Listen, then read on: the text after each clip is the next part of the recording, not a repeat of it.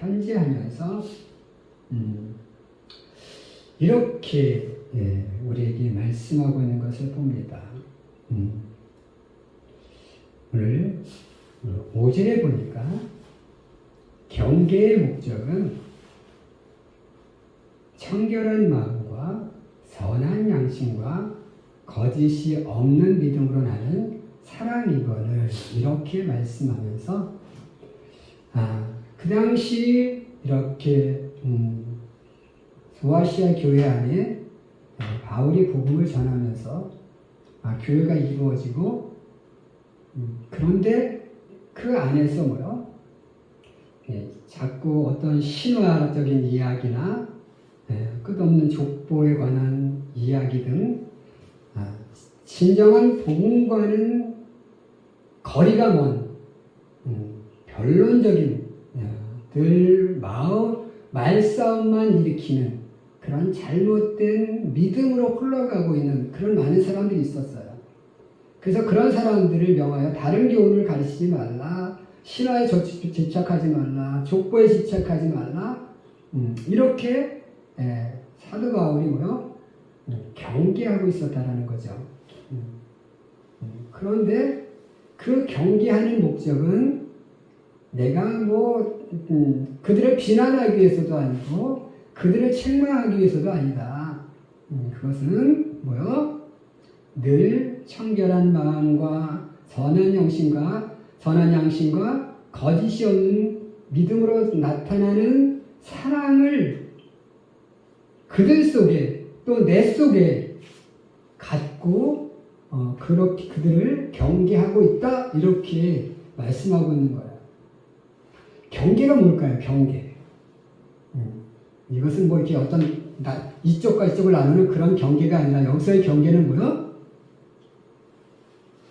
잘못이 없도록 잘못하는 일이 없도록 미리 타일러서 주의를 주는 것.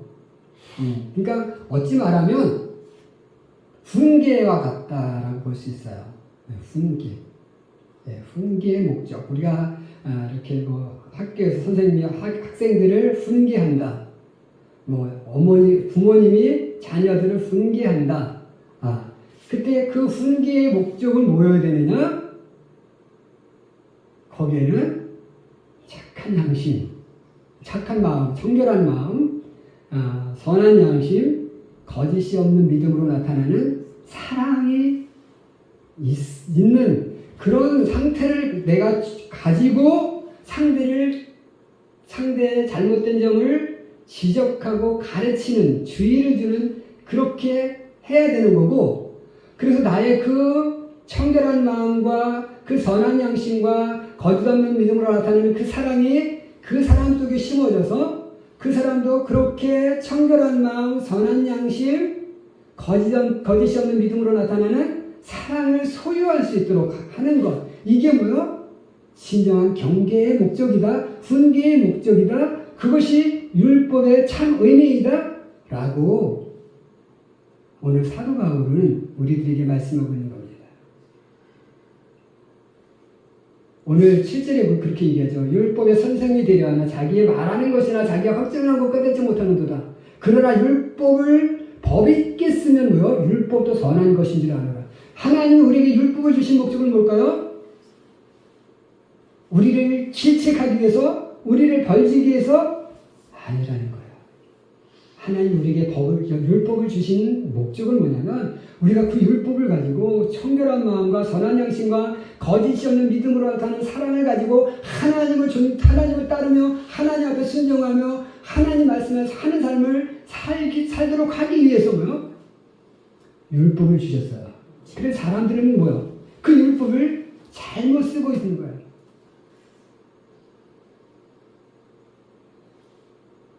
오늘 우리가 교회 안에, 세상 안에 자꾸 분란이 일어나는 이유는 뭡니까? 남의 잘못은 지적해요. 근데 그 잘못의 지적이 어때요? 이렇게 청결한 마음, 선한 양심, 거짓 없는 믿음으로 나타나는 사랑을 가지고 상대방을 이렇게 경계하는 것이 아니라 상대방을 무시하고 상대방을 멸시하고 상대방을 까내리고 이러다 보니까 어때요? 나부터 안 돼 있는 마음을 가지고 잘못된 마음을 가지고 상대를 까니까 어때요? 상대방에서 받아들이는 것이 뭐 불쾌해요. 서로가 서로를 싸우는 겁니다. 지금 우리나라 정치가 그렇잖아요. 그죠? 제대로 깨끗한 사람이 하나도 없어요. 여당이든 야당이든 정말 흠많은 사람들만 가지고 있어요. 근데 서로 자기만 잘났대요. 자기의 잘못은 전혀 인정하지 않아. 나는 깨끗한데 저놈이 잘못되고 저놈이 나를 모함하는 거야. 이런 식으로만 나가고 있다는 거예요. 서로 그러고 싸우고 있어요. 그러는 이유는 뭐야? 서로가 서로를 죽이기 위해서 잘못된 마음을 가지고 상대방을 까니까 그래요.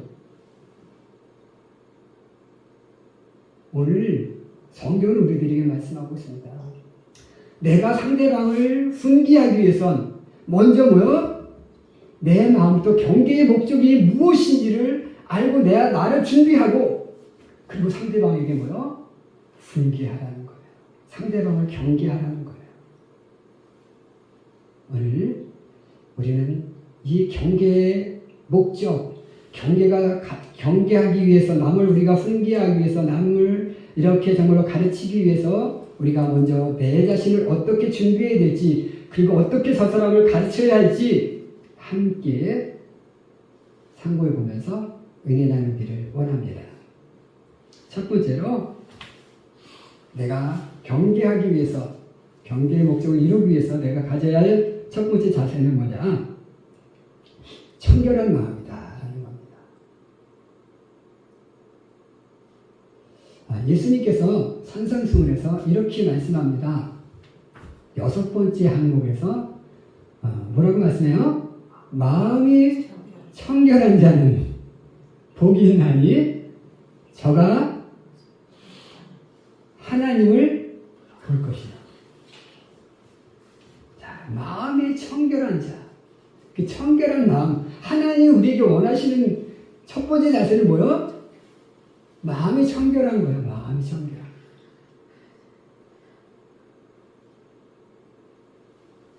네. 오늘 우리의 마음이 정말로 깨끗한 마음을 소유하고 있어야 된다라는 거죠. 이것은 바로 어떤 상태요? 어떤 순수하고 그 다음에 하나님의 올바른 마음의 상태. 그러니까 물질보다 마음의 가치를 더 두는 삶을 우리들에게 요구하고 있다라는 거예요. 우리 김포 아시죠? 김포공항에 있는 김포의 지명이 어떻게 해서 생겨나게 됐을까요? 조선시대에 편찬된 신증 동국 여지승남이라는 책에 보면 김포의 지명이 생겨나게 된 이유를 이렇게 설명하고 있다고 합니다. 어느 날 두 형제가 이렇게 길을 걷다가 동생이 금 2덩이를 주웠어요. 네, 2덩이를 주웠으니까 형에게 1덩이를 주고 이제 배를 타고 이렇게 이제 가고 있는데 배를 한참 타고 가고 있는데 갑자기 동생이 이 금을 그 강에다 던져버리는 거였어요. 그래서 형이 의아해서 아니 야 동생아 그 귀한 걸 왜 던져버리냐. 그러니까 이 동생이 이렇게 얘기합니다. 내가 지금까지 형님을 참 귀중하게 여기고 존경하면서 이렇게 그런 마음을 가지고 지내왔는데 갑자기 이 금을 해기고 나니까 형님이 꺼려지는 겁니다. 왠지 형님이 이렇게 좀 거리감이 생기고 좀 그래서 이거 아무래도 이 금이 형님과 내 사이를 이렇게 이간시키는 상스럽진 물건 같아서 던져버렸습니다. 그러니까 형이 맞다. 내 말이 맞다. 그러면서 형도 뭐요? 그 금을 던져버렸어요. 그래서 2개의 금을 강물에 던져버렸다 해서 던질 투, 금, 그 다음에 마르트 포로에서 투 금포였다고 합니다. 그런데 이제 그게 앞에 던질 투자를 빼고 금포에서 긴포로 바뀌었다는 거예요. 자, 이 긴포의 의미는 뭘까요? 이 형제를 통해서, 이 형제 이야기를 통해서 우리에게 들려주고자 하는 것은 무엇일까요? 이 형제는 금보다 무엇을 먼저 귀하게 여겼어요? 형제 간의 사랑, 형제의 어떤 마음, 이걸 더 중요시합니다. 물질보다 마음을 더 중요시하는 그런 지역이 보다 긴포라는 지역인 거예요. 오늘 하나님께서 우리들에게 들려주시고자 하는 것도 바로 이런 겁니다. 마음이 청결한 사람이 되라. 물질 우선 사람이 아니라 내 마음이 청결한 사람이 돼야 돼. 세상의 권세가 중요한 것이 아니라 내 마음이 먼저 돼야 돼.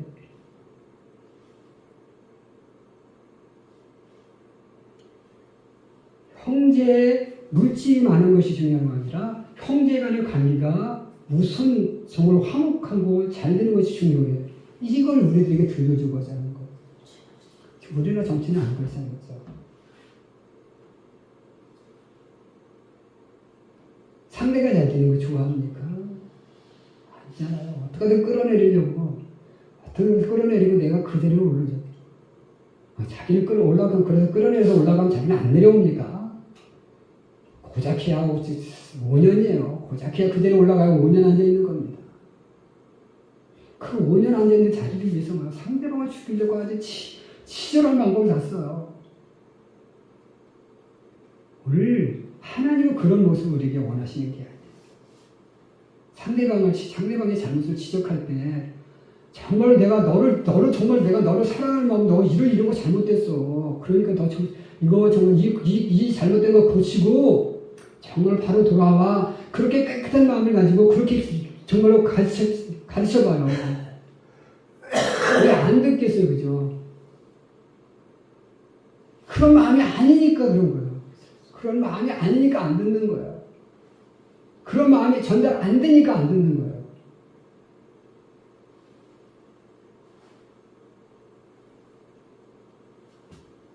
오늘 우리 마음속에 먼저 경계하고자 하는 사람의 마음부터 그런 마음을 주는 청결한 마음을 가지고 할 때 상대방에게도 청결한 마음을 갖게 만들 수 있다.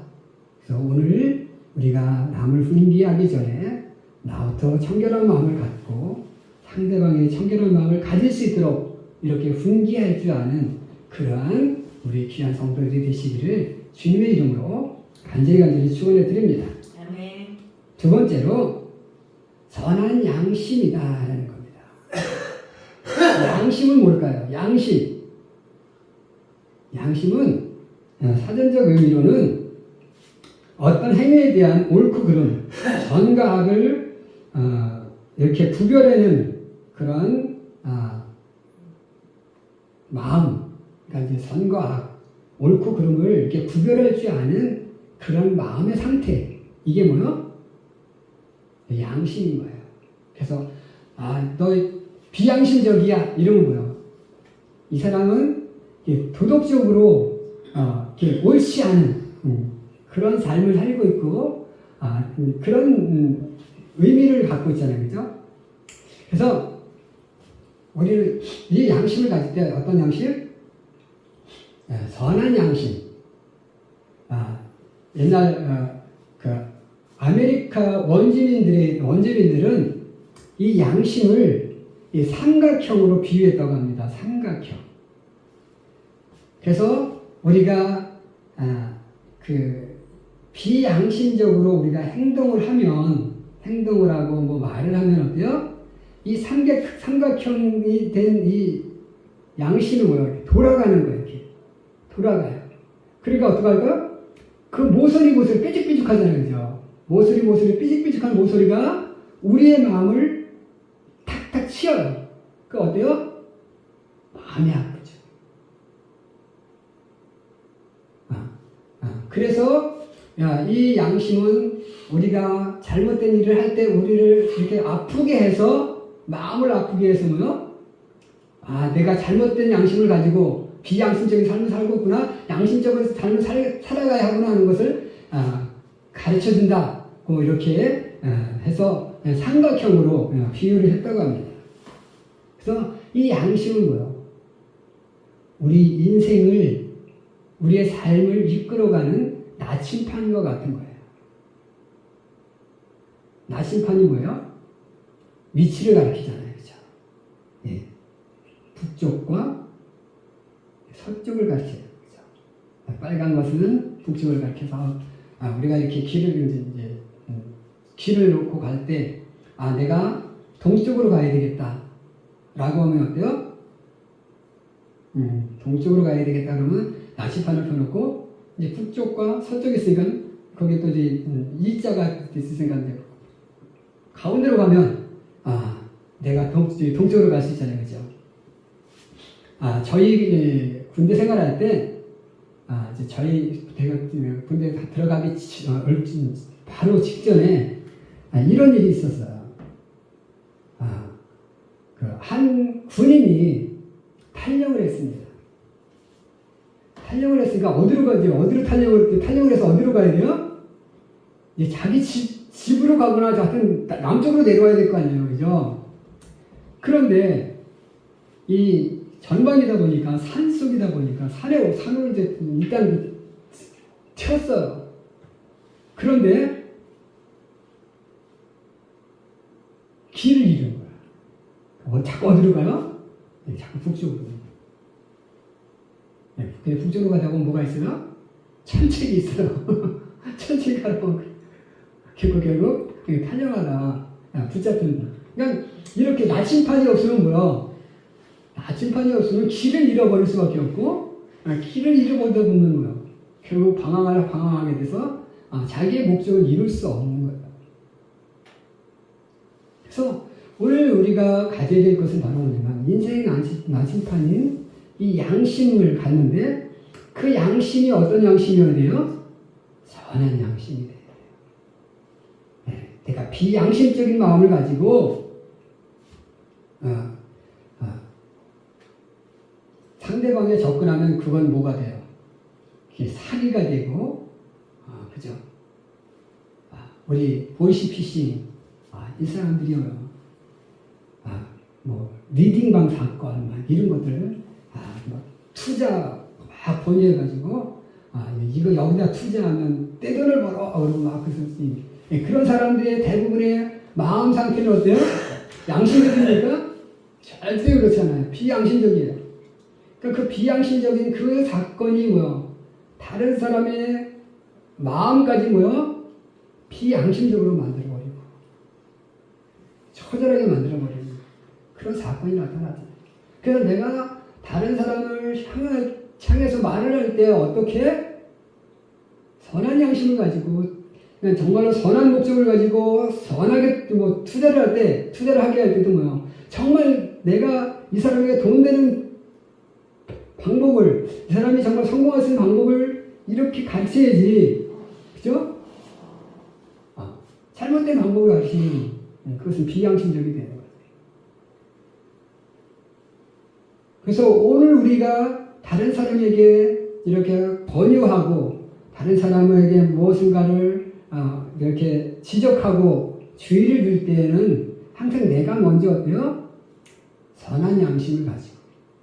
그래서 이 사람들 그 말을 듣고 보니까 정말 이건 그래. 그럼 어떨까요? 상대방도 내 말을 듣고 자신의 잘못을 고쳐나갈 수 있는 거죠. 자기의 비양심적인 태도를 고쳐나갈 수 있는 거죠. 그래서 우리가 경계의 두 번째 목적은 뭐냐? 선한 양심을 갖게 하는 것.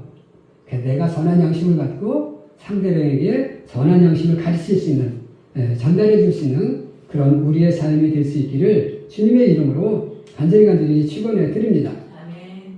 마지막 세 번째는 뭘까요?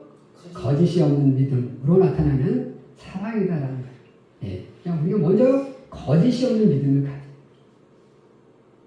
그 속에서 거짓이 없는 믿음 속에서 우리는 그 속에 있는 내가 정말 상대방을 이렇게 연민할 수 있는 그 연민의 정이 있을 때 그게 상대방을 정말 울릴 수 있는 거예요.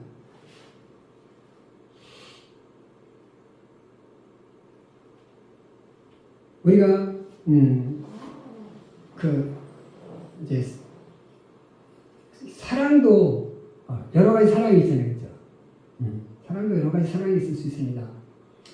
좀 이기적인 사랑이 있을 수 있어요, 그죠? 어디 나만 사랑해줘 이런 사랑이 있을 수 있어요, 그죠?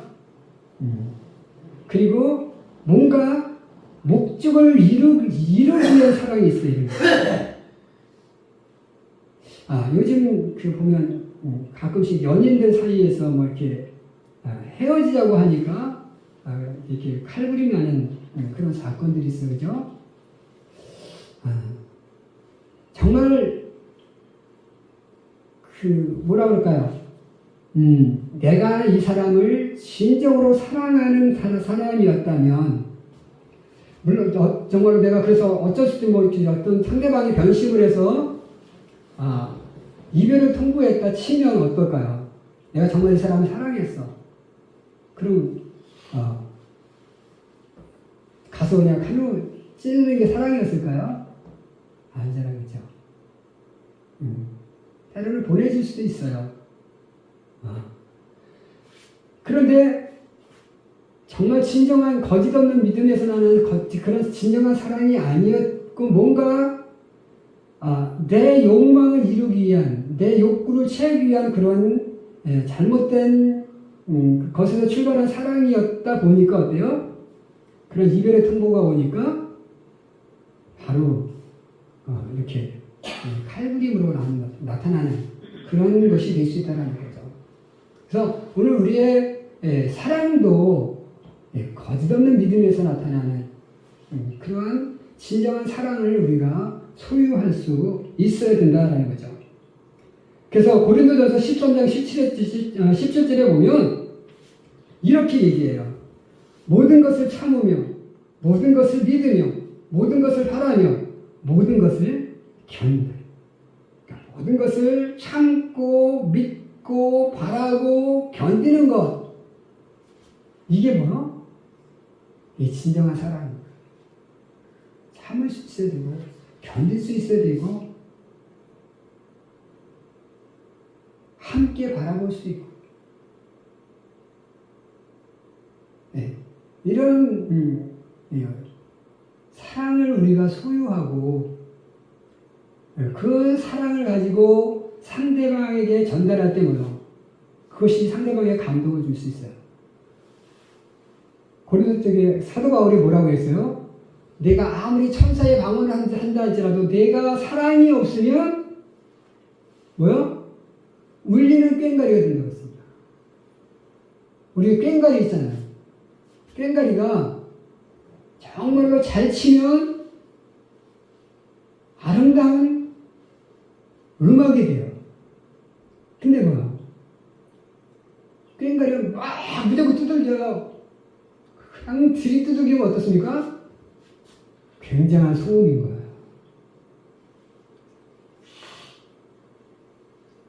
쇠떡이 속에서 나는 그 소리가 얼마나 귀를 찢는지 몰라.